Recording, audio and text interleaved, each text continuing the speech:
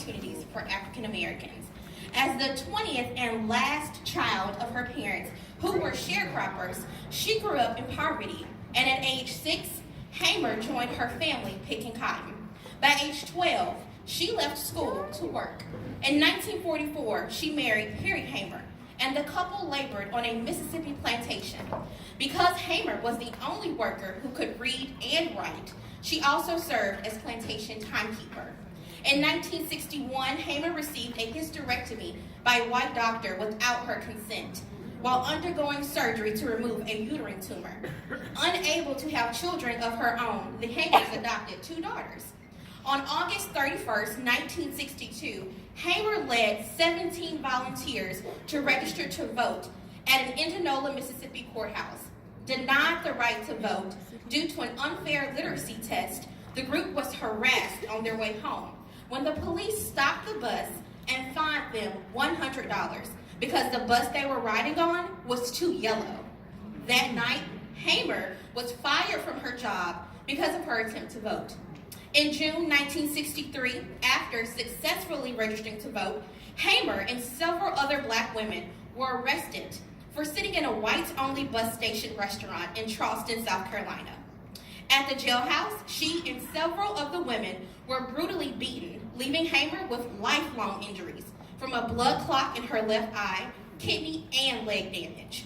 In 1964, Hamer's national reputation soared as she co-founded the Mississippi Freedom Democratic Party, which challenged the local Democrats' efforts to block black participation.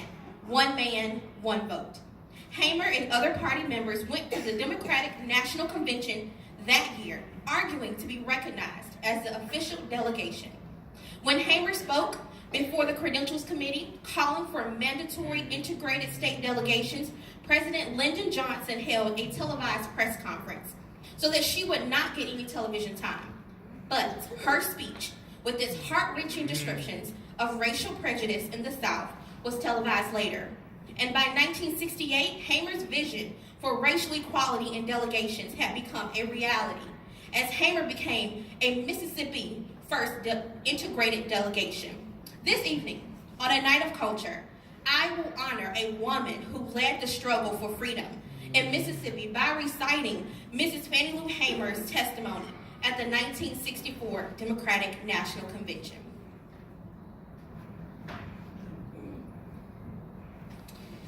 Mr. Chairman, and to the Credentials Committee, my name is Mrs. Fannie Lou Hamer, and I live at 626 East Lafayette Street, Rouville, Mississippi, Sunflower County, the home of Senator James O. Eastland and Senator Stennis.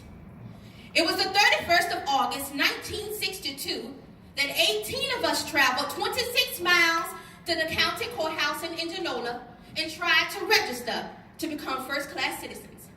We were met in Indianola by city police and state highway patrolmen, and they only allowed 2 of us in to take the literacy test at the time.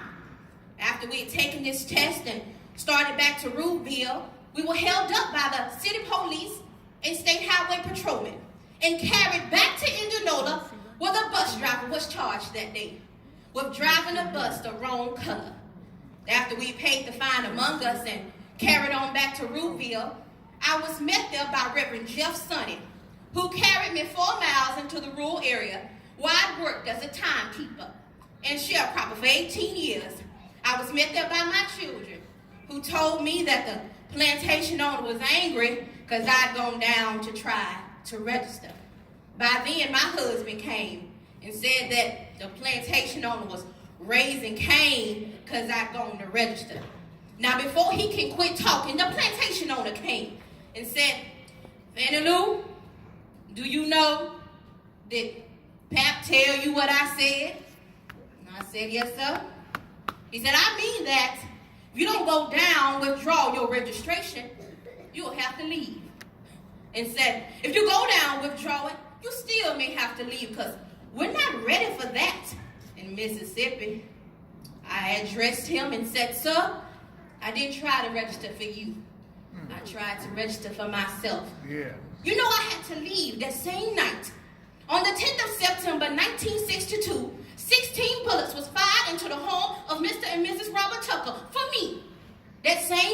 little girls were shot in Rouville, Mississippi. Also, Mr. Joe McDonald's house was shot in. On June the 9th, 1963, I was on my way back to Mississippi. I had attended a voter registration workshop. 10 of us was traveling by way of the Continental Trailway bus. And when we got to Winona, Mississippi, which is Montgomery County, 4 of the people got off of the bus. 2 to use the washroom and 2 for the restaurant. Now, I was on the bus at the time, but when I saw that they began to leave, I got off of the bus to see what has happened. One of the ladies said it was the state highway patrolman ordered us out. So I got back on the bus. But as soon as I could get seated, I saw that they began to put them in the back of the highway patrolman's car. So I got back off of the bus to see what was going on. One of them yelled, "Get that one there." I got in the back of the highway patrolman's car. He told me I was under arrest. And he kicked me. I was carried to the county jail and put into the booking room. They left some of the people in the booking room and they began to place us in cells. I was placed in a cell with a young woman by the name of Miss Yvesta Simpson. When I was in that cell, I could hear sounds of licks and screams.